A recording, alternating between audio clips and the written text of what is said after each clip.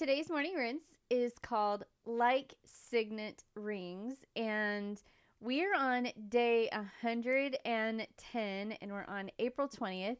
And today is a short book. We are reading Haggai, and it's only got 2 chapters. So today's morning rinse is Haggai 1 and 2. After today, going back to the New Testament, and we're going to be talking about Hebrews. And before I forget, I want to tell you that my son Ezekiel is going to be a guest tomorrow, so I'm looking forward to that, and I hope you enjoy it. He's kind of camera shy, so he's not going to be on camera, but and it'll be a short one. It's not super long, but I have a story to tell that includes him, and so I hope that you enjoy that episode. But today, the featured verses include Haggai 1:14 and Haggai 2:23. So the Lord stirred up the spirit of Zerubbabel, the son of Shealtiel, governor of Judah, and the spirit of Joshua, the son of Jehozadak, the high priest, and the spirit of all the remnants of the people. And they came and worked on the house of the Lord of hosts, their God. And then chapter 2:23, the second featured verse, says, "On that day, declares the Lord of hosts, I will take you, Zerubbabel, son of Shealtiel, my servant, declares the Lord, and I will make you like a signet ring, for I have chosen you, declares the Lord of hosts." I want to just tell you, in the beginning of this book, Haggai, the people were called to rebuild the temple, and they were not necessarily opposed to rebuilding, but they basically said, "Not now, God. We'll do it a little later." And so this part of the featured verse actually is when their hearts were stirred to say, "Okay, we will obey." It's easy to believe that in our day and age, with technology and global resources, that we live in the busiest time of history. I mean, it's easy to believe that. It's easy to think that. And while that belief may actually be factual and it may actually be true, the challenge to prioritize God's plans was even present way back in biblical days. And this short book of Haggai captures the rich and timely message of the importance of prioritizing our lives with God's to-do list instead of what we deem as our own agenda. As you know, I mentioned this a lot in this podcast, but there are consequences of not putting God first in our lives. During this time, Haggai, during this biblical time, God was wanting the temple to be rebuilt. And despite the people knowing this, they did not feel that it was the time, like I said, and they prioritized their own agenda instead of this priority of God to work to complete the temple. And due to their choices, they did not see the blessings in their lives. Haggai then came along and he corrected them and reminded them to live with that heavenly focus, which at that time, the focus needed to be on building the temple. And the hearts of the people then were stirred again to get their priorities straight, and they began walking in obedience. Now, of course, we see that God honored their obedience, and he literally immediately started bringing blessings to their households. And not only did God shower blessings on the people, but he spoke to Zerubbabel of his uniqueness in leading the people by comparing him to a signet ring. That is what I wanted to focus on. The people's hearts were stirred, and Zerubbabel led it, and God compared him to a signet ring.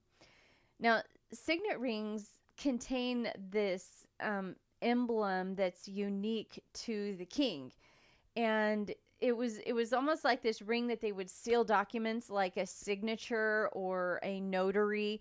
And if you don't know much about notaries, they have to actually have kind of a notary license, if you will. It basically gives them an elevated permission or authority when it comes to like legal documents.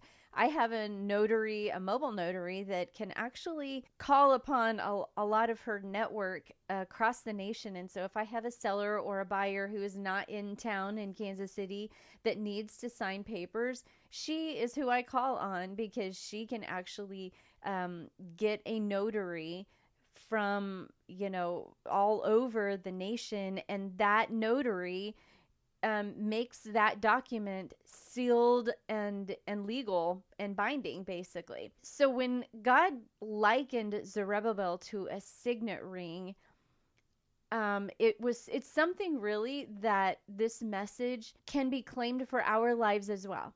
And here's just yet another example where we can take the Bible and read these stories and make it applicable to our own lives.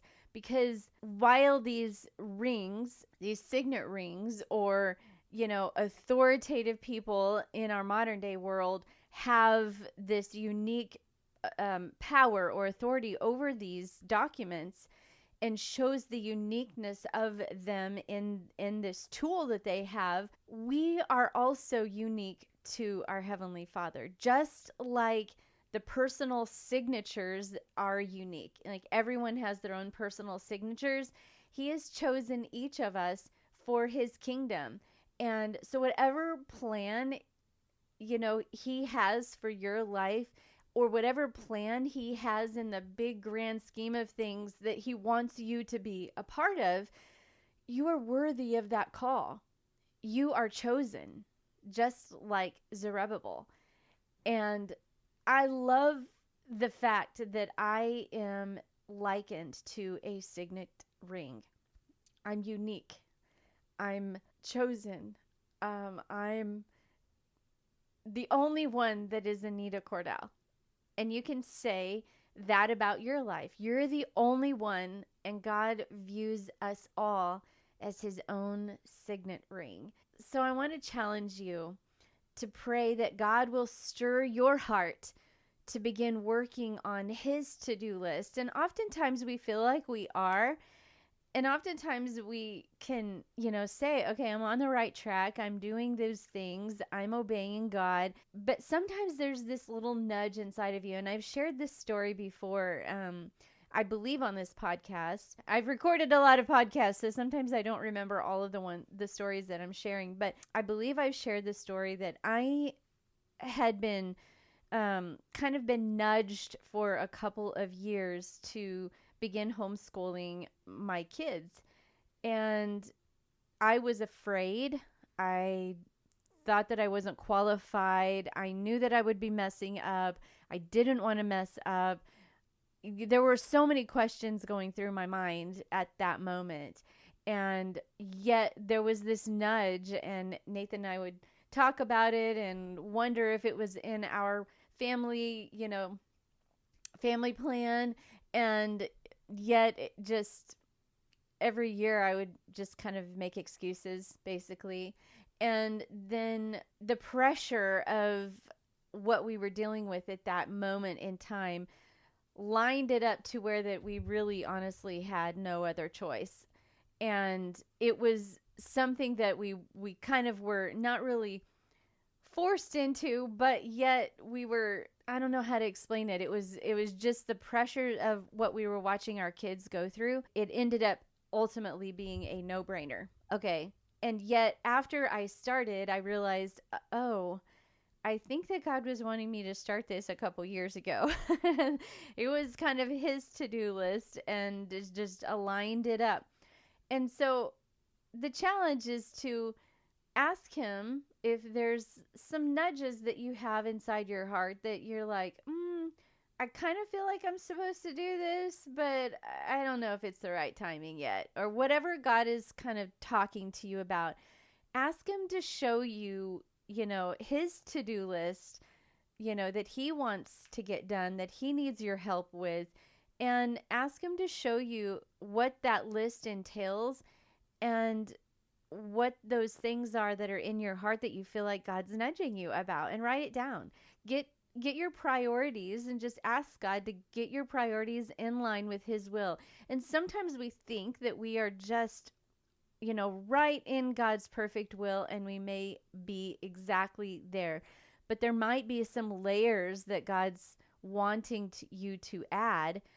So have confidence knowing that He has made you unique and that your gifts and talents have a divine purpose, and there's no one like you. I guess the challenge would be to make a list and begin working on it. Like, just make that list or write it down, right? Whatever thing it is that you feel like you're supposed to work on. And maybe you're right there and you've done those things. And now maybe you've done those things and you're in God's perfect will. And now is the time to add another layer to it. Okay. And you could say, okay, God, I know I'm in God's perfect will. I know that I'm here. I know that I'm doing the things that I'm supposed to do. So how can I take it to the next level? And that could be another step. Maybe it's another step in your business, or maybe it's, going ahead and taking that next step as far as, what you need to do. You just haven't done it yet. It's kind of easy, but just remember that you are God's signet ring.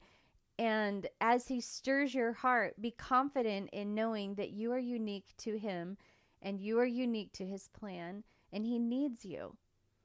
And then when you pull out your journal tonight and you have been reflecting on this all day long, do you feel like you are confident, or do you feel like your confidence is rising today as you begin to own the fact that you are unique for God's heavenly purpose? You are chosen for heavenly purposes.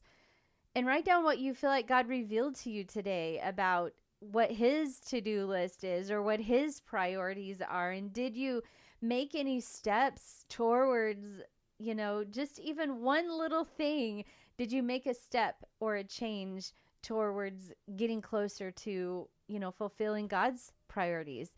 Was your heart stirred for God's purposes even deeper than what it is now? A lot of times people will say, well, I'm at the, up in age and I don't know what I can do, really to be effective. That is so not true. That is such a lie of the enemy. And I keep hearing stories of how even like retired people start to get involved with the youth at their church. It's just little stories like that prove that God's not done with us. He still needs us, no matter what our age. He still needs us to be ingrained into the church and our community and what we can do for His kingdom to further it. So I hope that it's encouraged you today to read Haggai and watch the progression of, what was happening in that time. I mean, originally they said, we know this needs to be done, but not now. And then their hearts were stirred and began to fulfill what God really wanted them to do. And then their leader, was saying, you have a comparison as a signet ring. And I just love that. It says, on that day, declares the Lord of hosts, I will take you, Zerubbabel, son of Shealtiel, my servant, declares the Lord, and I will make you like a signet ring, for I have chosen you, declares the Lord of hosts. And I speak that over all of us. I will make you, the viewers of this podcast, the listeners of this podcast, I will make you like a signet ring because I have chosen you, declares the Lord of hosts. I love that verse. And I'm receiving that for myself as well. So tomorrow we're in Hebrews, back to the New Testament. And don't forget, I have my son on. We've already actually pre-recorded it, so I know that it's a shorter one. It's not going to be a super long one. Oftentimes when I have guests on, we can get to talking. But don't worry, this one's a little shorter, and I think you're going to enjoy some of the insights that he has as well. So until tomorrow, keep rinsing, reflecting, and repeating. God bless you.